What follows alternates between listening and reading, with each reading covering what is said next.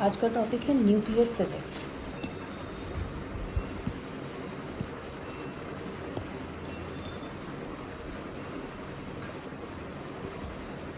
अभी nuclear physics क्या है? Nuclear physics is that branch of physics that studies about nuclear atomic nuclei, their constituents and interactions.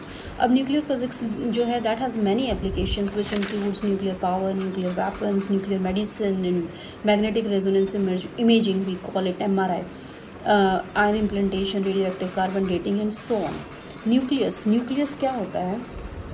जब हम nucleus की बात करते हैं, न्यूक्लियस बेसिकली क्या है? एक एटम के अंदर एक बहुत ही छोटा सा वॉल्यूम जिसमें एटम का ऑलमोस्ट सारा मास और सारा पॉजिटिव चार्ज कॉन्सेंट्रेट होता है, दैट इज कॉल्ड न्यूक्लियस। पहले हमारे पास थॉमसन मॉडल था। थॉमसन मॉडल के हिसाब से हमारे पास पॉजिटिव और नेगेटिव जो चार्जेस हैं वो बिखरे हुए थे। उसके बाद रदरफोर्ड ने 1911 में स्कैटरिंग एक्सपेरिमेंट किया, अल्फा पार्टिकल्स को स्कैटर किया, बॉम्बार्ड किया एक गोल्ड फॉयल पे, और उसने देखा कि मैक्सिमम अल्फा पार्टिकल्स जो है वो क्या है, बिना विदाउट एनी स्कैटरिंग या बहुत ही कम एंगल के ऊपर स्कैटर होकर वो ऑलमोस्ट सारे जितने भी आपके अल्फा पार्टिकल्स हैं वो पास कर रहे हैं। उसमें से बहुत कम, very few, that is 1 in 8,000 particles are scattering at get scattered at large angles. तो वो जो लार्ज एंगल है वो ऑब्जर्व किया गया, तो लार्ज एंगल जो है that goes up to 180 degree. तो इस तरह से अल्फा पार्टिकल्स का स्कैटरिंग से रदरफोर्ड ने planetary model of atom establish किया। उसके हिसाब से सेंटर में कुछ है जिसके चारों तरफ आपके इलेक्ट्रॉन्स रिवॉल्व कर रहे हैं। अब जो सेंटर में वो जो चीज़ है, जो एक डेंस चीज़ है, उस डेंस चीज़ का नाम रखा गया न्यूक्लियस। अब ये जो न्यूक्लियस है, ये न्यूक्लियस तो हमें मिल गया, लेकिन अब इस न्यूक्लियस में पॉजिटिव चार्ज है, ये भी चीज़ पता चल गई क्योंकि अल्फा पार्टिकल स्कैटर कर रहे हैं इससे टकराने के बाद। लेकिन अब इसके अंदर और क्या कुछ है, इसकी कंपोजिशन बेसिकली क्या है, कि सिर्फ प्रोटॉन्स है या कुछ और भी है? वो इसकी जो कंपोजिशन है उसके लिए बहुत सारी थ्योरीज हमारे सामने आई। जो पहली कंपोजिशन के लिए जो पहली थ्योरी है जो थोड़ी बहुत एक्सेप्टेबल थी, क्योंकि थ्योरी बहुत सारी थी, लेकिन जो पहली थ्योरी जो एक्सेप्ट की गई that is proton electron theory. इसके हिसाब से आपके पास प्रोटॉन इलेक्ट्रॉन थ्योरी, इसके हिसाब से आपके पास जो न्यूक्लियस है, nucleus consist of protons and electrons. क्योंकि ऐसा क्यों माना गया कि इलेक्ट्रॉन्स न्यूक्लियस में होंगे? बेसिकली जब बीटा डिके प्रोसेसेस हुए तो देखा गया कि रेडियो एक्टिव न्यूक्लियाई में से इलेक्ट्रॉन्स भी एमिट हो रहे हैं। तो अब न्यूक्लियस से, जो रेडियो एक्टिव न्यूक्लियस है, उससे इलेक्ट्रॉन्स एमिट हो रहे हैं, तो ये माना गया कि न्यूक्लियस के अंदर इलेक्ट्रॉन्स होंगे। जो प्रोसेस था आपका बीटा डिके का, उसमें ये माना गया कि जो इलेक्ट्रॉन्स निकल रहे हैं वो न्यूक्लियस से निकल रहे हैं, वो न्यूक्लियस में ही प्रेजेंट होंगे। तो ये वाला कॉन्सेप्ट सोचकर माना गया कि न्यूक्लियस के अंदर हमारे पास इलेक्ट्रॉन्स भी होंगे। तो इसको जस्टिफाई कैसे किया गया? हमें मालूम है, हम पार्टिकल किसी भी एलिमेंट को जब लिखते हैं तो XAZ इस तरह से लिखा गया उसे, जहां पर X जो है एलिमेंट का सिंबल है। यहाँ पर इस थ्योरी के हिसाब से माना गया कि इसमें A प्रोटॉन्स हैं। अब A प्रोटॉन्स मान लिए गए, A प्रोटॉन्स हैं, और Z जो है that is number of electrons. किस तरह से इसको जस्टिफाई किस तरह से किया गया? अब A प्रोटॉन्स हैं, लेकिन हमें मालूम है जो न्यूक्लियस के ऊपर चार्ज कितना है, +Z। तो +Z चार्ज को जबकि प्रोटॉन्स A हैं, +A चार्ज होना चाहिए, लेकिन प्रोटॉन्स के ऊपर जो एक्सपेरिमेंटली जो न्यूक्लियस के ऊपर जो चार्ज आ रहा है वो आ रहा है +Z का। तो इसको जस्टिफाई करने के लिए क्या माना गया कि A प्रोटॉन्स न्यूक्लियस के अंदर हैं और साथ में A-Z इलेक्ट्रॉन्स भी न्यूक्लियस के अंदर हैं। अब A प्रोटॉन्स हैं, A-Z इलेक्ट्रॉन्स न्यूक्लियस के अंदर हैं। टोटल चार्ज देखिए न्यूक्लियस के अंदर कितना हो गया? अगर प्रोटॉन के ऊपर चार्ज में +E मान रही हूँ और इलेक्ट्रॉन्स के ऊपर चार्ज -E मान रही हूँ, तो AE+, ये आ गया A-Z इंटू -E, ठीक है। तो that is equal to AE minus AE plus ZE। यहाँ से निकल गया मेरे पास ZE। तो देखिए यहाँ से न्यूक्लियस के पास कितना चार्ज आ गया, प्लस का ZE। तो ये बात जस्टिफाई हो गई कि न्यूक्लियस के ऊपर जो चार्ज है वो +Z हो गया। अब न्यूक्लियस का चार्ज हो गया, लेकिन हमें मालूम है कि जो एटम है वो क्या होता है, न्यूट्रल होता है। एटम न्यूट्रल है, न्यूक्लियस का चार्ज मेरे पास +Z आ गया है। एटम के लिए क्या माना गया कि अब जो Z नंबर ऑफ इलेक्ट्रॉन्स हैं वो ऑर्बिट में चारों तरफ भी घूम रहे हैं। तो यहाँ पर मेरे पास इलेक्ट्रॉन्स जो हैं A-Z इलेक्ट्रॉन्स तो हैं न्यूक्लियस के अंदर, और Z इलेक्ट्रॉन्स क्या हैं वो चारों तरफ बाहर घूम रहे हैं। इस तरह के मॉडल को हमने प्रोटॉन इलेक्ट्रॉन थ्योरी के बेस पे एक्सेप्ट किया सबसे पहले, क्योंकि जो हमारी थ्योरी थी उस हिसाब से हमने इसको एक्सेप्ट किया। ये आपकी टोटल कॉन्सेप्ट था प्रोटॉन इलेक्ट्रॉन थ्योरी का। अब प्रोटॉन इलेक्ट्रॉन थ्योरी के अंदर ये सारी चीजें हमें पता चली हैं। अब सबसे पहले तो यही चीज की जो इलेक्ट्रॉन है वो न्यूक्लियस के अंदर है और इलेक्ट्रॉन जो है वो बाहर भी है। इसका मतलब जो न्यूक्लियस के अंदर इलेक्ट्रॉन है और जो बाहर इलेक्ट्रॉन है, उन दोनों के बिहेवियर जो है वो अलग अलग होने चाहिए।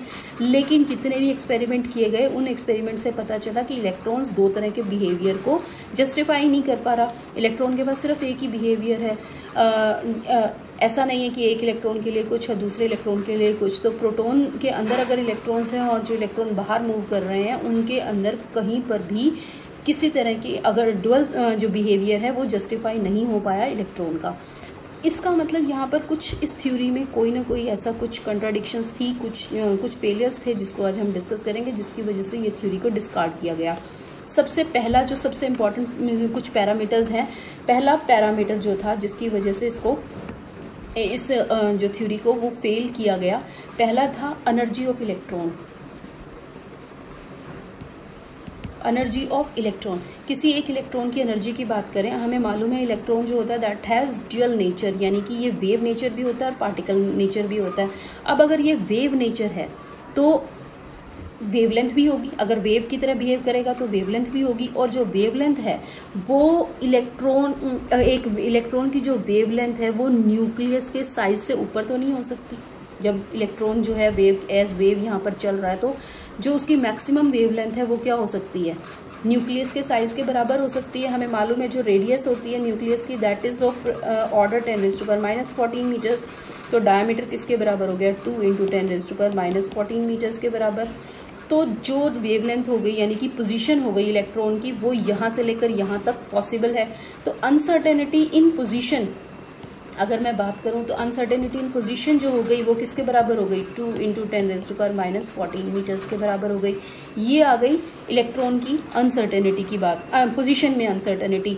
अब हिजनबर्ग्स अनसर्टेनिटी प्रिंसिपल के हिसाब से delta X into delta P is approximately equal to h/2π हमें मालूम है। तो यहाँ पर इस थ्योरी की, इस हिजनबर्ग्स अनसर्टेनिटी प्रिंसिपल के हिसाब से अब मुझे निकालनी है uncertainty in momentum. Uncertainty in momentum निकाल लीजिए, इसको सॉल्व करेंगे। h की वैल्यू हमें मालूम है दैट इज 6.6 × 10⁻⁻34, 2 × पाई की जगह 3.14 लिख रहे हैं। डेल्टा एक्स में इधर नीचे लेके आ रही हूँ और डेल्टा एक्स मेरे पास हो गया 2 × 10⁻⁻14। ये सारी वैल्यूज और इसकी यूनिट पुट कर दीजिए। यूनिट आएगी इसकी किलोग्राम मीटर पर सेकेंड और इसकी वैल्यू आती है 5.275 × 10⁻⁻21। इस तरह से ये वैल्यू आ गई। This is the uncertainty in momentum, यानी कि जो मोमेंटम के अंदर जो अनसर्टेनिटी हो सकती है वो इतनी हो सकती है। अब जो इलेक्ट्रॉन है जो न्यूक्लियस से बाहर निकल रहा है, एमिट कर रहा है, वो कितनी एनर्जी से एमिट करेगा, उसकी मोमेंटम आ गई। अब हमें क्या निकालना है, एनर्जी निकालनी है कि इलेक्ट्रॉन किस एनर्जी से एमिट करेगा न्यूक्लियस से। मेरे पास मोमेंटम है, उसका जो मोमेंटम है वो ये है। इस मोमेंटम से मुझे एनर्जी निकालनी है। तो एनर्जी किसके बराबर होती है, we know energy is equal to p² c² plus m02 c⁴ का अंडर रूट होती है, वेयर m02 c⁴ क्या होता है, that is rest mass energy of an electron. और अब जब हम इसकी वैल्यूज पुट करेंगे m की और c की वैल्यू, m यहाँ पर हमारे पास मालूम है 9.1 × 10⁻31 किलोग्राम है, c की वैल्यू 3 × 10⁸ है। तो m0 c² की वैल्यू आ जाएगी मेरे पास सॉल्व करने के बाद, जूल्स को मेगा इलेक्ट्रॉन वोल्ट में कन्वर्ट करने के बाद 0.511 मेगा इलेक्ट्रॉन वोल्ट। और जो ये वैल्यू होती है, ये वैल्यू जब मैं यहाँ पर पुट करूंगी तो मैं ये देखूंगी कि इसके कंपैरिजन में बहुत छोटी वैल्यू होती है, तो इसे ऑलमोस्ट नेग्लेक्ट कर दिया जाता है। इसीलिए जो ई की वैल्यू आती है that is equal to p × c। p की वैल्यू मैं यहाँ से ले रही हूँ, ये वाली वैल्यू पुट कर दी। c की वैल्यू हमें मालूम है 3 × 10⁸। ये सारी वैल्यूज पुट कर देंगे, जूल्स में एनर्जी आ जाएगी। जूल में 1.6 × 10⁻13 से डिवाइड कर देंगे, मेगा इलेक्ट्रॉन वोल्ट में एनर्जी आ जाएगी and that comes out to be equal to 9.89 mega electron volt, जिसे मैं अप्रोक्सीमेटली 10 मेगा इलेक्ट्रॉन वोल्ट्स भी लिख सकती हूँ। लेकिन जब हमने बीटा डिके जो एक्सपेरिमेंट किया बीटा डिके का, तो जब हमने उसमें जो इलेक्ट्रॉन्स एमिट हुए उनको स्टडी किया तो उनकी जो एनर्जी है that is approximately equal to 2 to 4 mega electron volt. जो रेंज है वो 2 से 4 मेगा इलेक्ट्रॉन वोल्ट के बराबर है। तो जो ये जो डिफरेंस है, ये डिफरेंस बहुत ज़्यादा है। ये आपकी एनर्जी आई है थियोरिटिकल। अगर मैं प्रोटॉन इलेक्ट्रॉन हाइपोथेसिस को सच मानूं तो मेरे पास जो एनर्जी है इलेक्ट्रॉन की जो न्यूक्लियस से बाहर निकलेगा उसकी एनर्जी होनी चाहिए इतनी, लेकिन एक्सपेरिमेंट से हमें पता चला कि वो एनर्जी है 224 मेगा इलेक्ट्रॉन वोल्ट। तो ये जो डिफरेंस है ये जस्टिफाई नहीं हो रहा है। इससे हमें लगा कि शायद थ्योरी में कोई ना कोई प्रॉब्लम है। ये था पहला फेलियर। इस फेलियर के हिसाब से एनर्जी जस्टिफाई नहीं हो पा रही थी। अब जो दूसरे फेलियर की जब हम बात करें, that is about nuclear spin. Nuclear spin की बात करेंगे अब हम।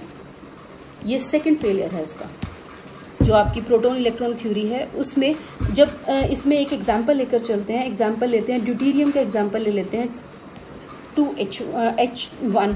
जो हमारे पास ये ड्यूटेरियम है, ड्यूटेरियम में हमें मालूम है अगर प्रोटॉन इलेक्ट्रॉन हाइपोथेसिस की बात करें तो इस हिसाब से 2 प्रोटॉन होने चाहिए और 1 इलेक्ट्रॉन होना चाहिए। अब 2 प्रोटॉन है और इलेक्ट्रॉन है। हमें साथ में मालूम है कि जो प्रोटॉन और इलेक्ट्रॉन दोनों फर्मियोन्स हैं। दोनों फर्मियोन्स होने की वजह से इनकी जो स्पिन है, जो पॉसिबल स्पिन है, वो क्या होगी, +½ और -½ तो आपके पास स्पिन, आपके पास 3, यहाँ पर टोटल नंबर ऑफ पार्टिकल्स कितने आ गए आपके पास, 3 पार्टिकल हैं, 2 प्रोटॉन और 1 इलेक्ट्रॉन। यहाँ पर मैं लिख रही हूँ टोटल स्पिन। कुछ यहाँ पर केस डिस्कस करते हैं। पहला केस, पहले केस में हम मान के चलते हैं कि तीनों की स्पिन अप है। तीनों की स्पिन अप का मतलब इसकी +½ इसकी +½ और इसकी +½ तो टोटल स्पिन कितनी बन जाएगी, +3/2। दूसरा केस मान के चलते हैं इसकी अप और इसकी डाउन है, तो ये +½ ये +½ ये -½ तो जो टोटल सम आएगा दैट इज +1/2। एक तीसरा केस करते हैं। तीसरे केस में इसकी अप इसकी डाउन और इसकी भी डाउन है, तो ये +½ ये -½ और ये -½ तो यहाँ पे मेरे पास जो वैल्यू आ गई वो -½ आ गई टोटल की। फोर्थ केस करके देखते हैं कि इसकी भी डाउन है, इसकी भी डाउन है, इसकी भी डाउन है, तो -1/2 -1/2 -1/2 यहाँ से मेरे पास वैल्यू आ गई -3/2। लेकिन ये आपके पास ये केसेस आ गए, ये वैल्यूज हैं टोटल स्पिन की। लेकिन जब एक्सपेरिमेंटली इसको कैलकुलेट किया गया तो जो न्यूक्लियर स्पिन आती है आपके पास ड्यूटेरियम की, दैट इज इक्वल्स टू +1, वो आ रही है +1। तो अब यहाँ पर देखिए कि कोई भी ऐसा केस नहीं है जिस केस के अंदर आपके पास न्यूक्लियर स्पिन जो है वो +1 आ रही हो। तो ये एक सेकंड फेलियर था जिसकी वजह से हमें पता चला कि ये वाले जो मॉडल है हमारे पास वो न्यूक्लियर स्पिन को जस्टिफाई नहीं कर पा रहा है। इसका मतलब यहाँ पर शायद कुछ गड़बड़ है, कुछ गलती है। उसके बाद तीसरे फेलियर की जब हम बात करते हैं, तीसरे फेलियर में क्या हुआ था, जो तीसरा फेलियर है that is about magnetic moment. Magnetic moment की बात करेंगे अब हम। मैग्नेटिक मोमेंट, अब आपको मालूम है इलेक्ट्रॉन है, इलेक्ट्रॉन चार्ज पार्टिकल होता है, इलेक्ट्रॉन चार्ज पार्टिकल है और वो घूम रहा है, वो मोशन के अंदर है, तो क्या करेगा, मैग्नेटिक फील्ड प्रोड्यूस करेगा और मैग्नेटिक फील्ड प्रोड्यूस करेगा तो मैग्नेटिक मोमेंट भी होगा। और आपको मालूम है इलेक्ट्रॉन का जो मैग्नेटिक मोमेंट है that is given by Bohr magneton, EH/4πme। Electron की जो एनर्जी है वो क्वांटाइज्ड होती है। आपको मालूम है मैग्नेटिक मोमेंट भी क्वांटाइज्ड होता है। तो ये जो बोर मैग्नेटोन है वो क्या करेगा, आपका ये ग्राउंड लेवल की जो आपकी मैग्नेटिक मोमेंट है उसको शो कर रहा है। उसके बाद यहाँ पर मैं एन ऐड कर दूं तो क्वांटाइज हो जाएगा, एन को 1 2 3 4 पुट करते रहेंगे और उस तरह से आपके पास मैग्नेटिक मोमेंट्स की वैल्यू आ जाएगी। तो ये आपकी मिनिमम मैग्नेटिक मोमेंट है एक इलेक्ट्रॉन की जो वो प्रोड्यूस कर सकता है। तो ये आपके पास आ गया। अब न्यूक्लियर की जो न्यूक्लियर मैग्नेटिक मोमेंट है, nuclear magnetic moment is given bye, nucleus की जो मैग्नेटिक मोमेंट है that is given bye EH/4πmp लिखते हैं यहाँ पर, मास ऑफ प्रोटॉन लिखते हैं यहाँ पर। तो ये बाद में जब ये क्लियर हुआ तो न्यूट्रॉन, इसका जो मास है प्रोटॉन का वो यहाँ पर यूज किया है। तो न्यूक्लियस की जो मैग्नेटिक मोमेंट है that is equal to this. अब मैं इन दोनों को कंपेयर करती हूँ, डिवाइड कर देते हैं, μb by μn that is equal to EH से EH कैंसिल, 4π से 4π कैंसिल, तो मेरे पास वैल्यू आ गई mp/me। मास ऑफ प्रोटॉन और मास ऑफ इलेक्ट्रॉन का जो रेशियो होता है दैट इज 1 8 3 6 और 3 7 इसके बराबर होता है। यहाँ से हम देखेंगे कि जो आपके पास इलेक्ट्रॉन का मैग्नेटिक मोमेंट है वो न्यूक्लियस के मैग्नेटिक मोमेंट से 1836 गुना ज्यादा है। इसका मतलब कोई चीज किसी चीज के अंदर है, न्यूक्लियस के अंदर इलेक्ट्रॉन है लेकिन उसका मैग्नेटिक मोमेंट न्यूक्लियस से भी ज्यादा है, तो जो कि पॉसिबल नहीं है। कोई चीज न्यूक्लियस के अंदर इलेक्ट्रॉन है, न्यूक्लियस का मैग्नेटिक मोमेंट 1 है और इलेक्ट्रॉन का मैग्नेटिक मोमेंट उससे 1836 गुना ज्यादा है। और वो न्यूक्लियस के अंदर कैसे रह सकता है। तो यहाँ पर हमारे पास ये तीसरा कंट्राडिक्शन आ गया, जिसकी वजह से हमने माना कि यहाँ पर शायद इस थ्योरी में कहीं ना कहीं कोई गड़बड़ हुई है। उसके बाद जो सिंपल जो हमने माना कि जो इलेक्ट्रॉन है, जैसे मैंने आपको बताया डुअल नेचर उसको बोला गया, लेकिन वो डुअल बिहेव करता नहीं था, इसीलिए वहाँ पर भी ये कंट्राडिक्शन आया कि जो न्यूक्लियस के अंदर इलेक्ट्रॉन्स हैं और जो बाहर इलेक्ट्रॉन्स हैं वो सेम ही रोल प्ले करेंगे, सेम ही इनकी जो प्रॉपर्टीज़ हैं वो सेम होनी चाहिए, वो अलग होनी चाहिए, लेकिन जो इलेक्ट्रॉन्स हैं वो सेम प्रॉपर्टीज़ को एग्जिबिट कर रहे थे। उसके अलावा एक जो नेक्स्ट भी जो आपके पास फेलियर आएगा, that is Compton wavelength. Compton wavelength निकाली हमने इलेक्ट्रॉन की। इलेक्ट्रॉन की कॉम्पटन वेवलेंथ आपको मालूम है फॉर्मूला क्या होता है, lambda C is equals to H upon M not C. ये वाला फॉर्मूला है आपके पास। कोई भी पार्टिकल किसी भी साइज के अंदर है तो उसकी वेवलेंथ, इलेक्ट्रॉन की वेवलेंथ न्यूक्लियस के साइज से छोटी होनी चाहिए। अगर न्यूक्लियस के साइज से बड़ी वेवलेंथ हो गई तो वो न्यूक्लियस के अंदर एग्जिस्ट कैसे करेगा। तो ये तो हमें मान के चलना है कि जो वेवलेंथ ऑफ इलेक्ट्रॉन है वो न्यूक्लियस के साइज से छोटा होना चाहिए। यहाँ पर मैं जब एच की, एम नॉट की और सी की वैल्यू पुट करती हूँ और उसके बाद लैम्डा की वैल्यू निकालती हूँ इलेक्ट्रॉन के लिए, तो इलेक्ट्रॉन के लिए जो कॉम्पटन वेवलेंथ आती है that comes out to be 245 into 10⁻⁻14 metres. जबकि रेडियस जो है न्यूक्लियस का वो माना गया है 0.12 इंटू 10⁻⁻14 मीटर के बराबर, और अगर डायामीटर की बात करें तो 2 into 0.12 that is 0.24 into 10⁻⁻14 metre हो जाएगा। ये डायामीटर आ गया। ये डायामीटर और ये वाले जब हम इन दोनों को हम कंपेयर करेंगे तो हम यहाँ देख रहे हैं कि इन दोनों के बीच में जो डिफरेंस है, ये वेवलेंथ जो है that is 1000 times larger than the size of the nucleus.